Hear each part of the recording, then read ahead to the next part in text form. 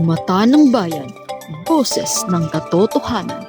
Ito ang tagapaghatid ng mga nagbabagang balita. Walang kinikilingan, tanging sa katotohanan lamang.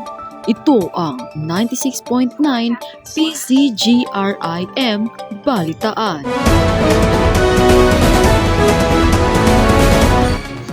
Para sa mga nagbabagang balita sa oras na ito, sultry masquerade gala night ng mga College of Education ng GRMSU Dipolog Campus matagumpay na naidaos. Batay sa Monitory of Department of Agriculture, presyo ng mga bilihin patuloy pa rin ang pagtaas. Hedelyn Diaz, tiwala sa sarili para sa kanyang last leave sa 2024 Paris Olympics. Kaarawan ni Daniel Padilla noong 26 ng Abril, masayang ipinagdiwang.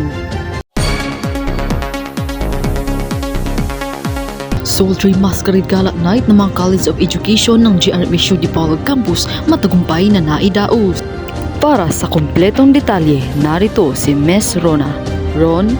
Yes, Princess. Sultry masquerade gala night ng mga College of Education ng GRMSU Dipolog Campus matagumpay na naidaos. Trending ngayon sa Facebook ang Sultry masquerade gala night ng mga College of Education na ginanap sa loob ng gymnasium ng Jose Rizal Memorial State University sa Dipolog Campus ng Biyernes alas 5 ng gabi noong April 1924. Pinangunahan ito ng Associate Dean ng College of Education na si Dr. Elenita M. Reyna, College of Education SG Advisor at College Governor.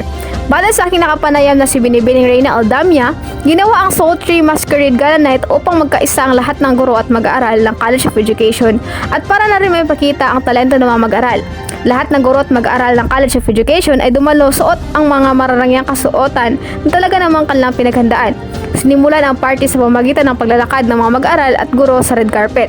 Pagkatapos ng kainan ay nagpakitang gilas ang iba't ibang major sa kanilang presentasyon at ang nagwagi ay ang Bachelor of Physical Education o BPA at sinundan naman ang Bachelor of Secondary Education Major in Science at nagtayo naman ang Bachelor of Secondary Education Major in English at Filipino.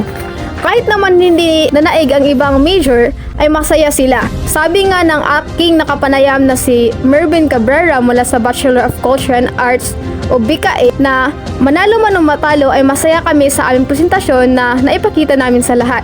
Dahil mayroon itong konsepto na tungkol sa aming mga karanasan bilang mga BKA student.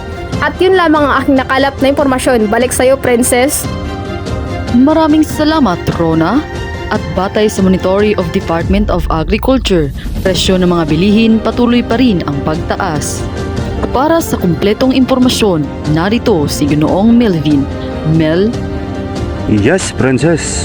Para naman sa update ng presyo ng mga bilihin, patuloy pa rin ang pagtaas batay sa Monitory of Department of Agriculture sa Manila noong nakaraang 27 ng Abril 2024. Naglalaro sa 58 hanggang 68 ang kada kilo ng bigas sa mga pamilihan, pero depende yan sa klase ng bigas. Ang beef rump ay nasa 390 hanggang 500 kilo at 305 hanggang 460 ang kilo naman ng beef brisket. Nasa 295 hanggang 420 naman kada kilo ng kasim at liempo. Nasa 140 hanggang 200 pesos naman ang kilo ng manok at 5 pesos and 59 centavos hanggang 8 pesos and 25 centavos ang raso ng medium na itlog. Kung isda naman ang pag-uusapan, ang liempo ay nasa 100 hanggang 160 kilo ng lokal galunggong at tilapia naman ay nasa 140 hanggang 280 per kilo. Nasa 250 hanggang 380 pesos naman ang kilo ng alumahan. Ito lamang ang nakalap na impormasyon. Ako si Melvin A. Santiago. At ito ang 96.9 Balitaan. Maraming salamat, Melvin. Susunod, Hedelyn Diaz, tiwala sa sarili para sa kanyang last leave sa 2024 Paris Olympics. Pag heavy and sticky ang hair, nakaka-conscious. Worry no more! Just flip it. Try Palmolive Naturals Intensive Moisture Shampoo with its new advanced formula. It combines nature with science and gently cleans and moisturizes hair. leaving it magaan soft. Kaya we girls, just flip it. Have a great hair day!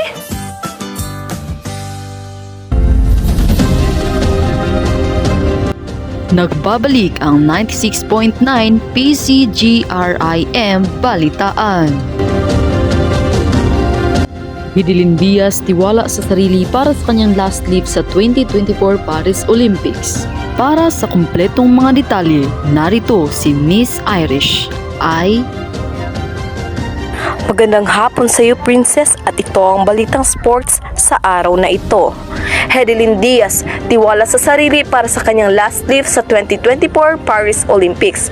Gagawin ng Pinay weightlifting star na si Hidilyn Diaz ang lahat para muling masungkit ang medalya para sa Pilipinas sa nalalapit na 2024 Paris Olympics bago ang opisyal na magretiro. 2 taon mula hanggang araw ay muling iwagayway ni Hidilyn ang Pilipinas na inaabangan ng 2024 Paris Olympics. Nauna nang ipinaglaban ng bagong kasal na si Hidilyn at ang kanyang coach husband na si Julius ang kanilang honeymoon para paghandaan ang muling bira ng weightlifting champion. Sa tulong ng Team HD, buo ang tiwala ng atleta na muli niyang maiuwi ang medalya para sa Pilipinas.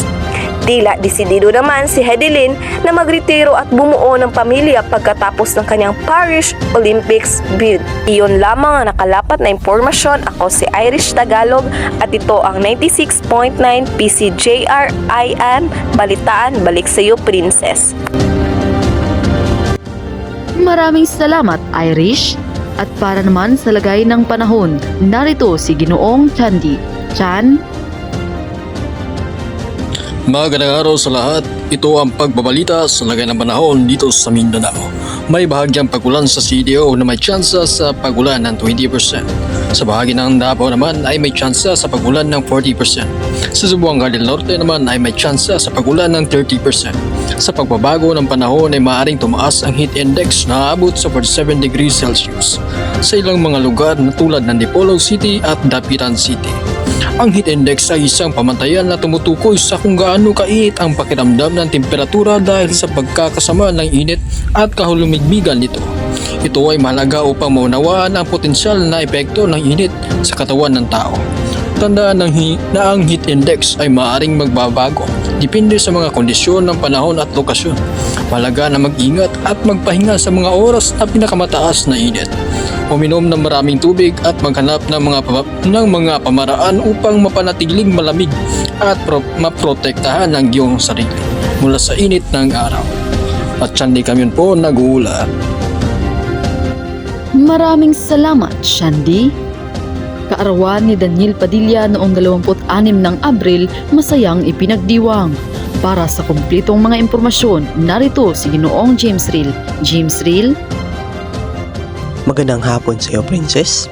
At ito ang balitang showbiz sa araw na ito. Ipinagdiwang ni Daniel Padilla ang kanyang ika-29th birthday kamakailan lang noong Abril 26. Ilang kaibigan naman ang sumama sa kapamilya aktor na pumuntang Pampanga para i-celebrate ang espesyal ng araw sa isang animal shelter. Suportado si Daniel ng solid fans niya na hindi bumitaw sa kanya.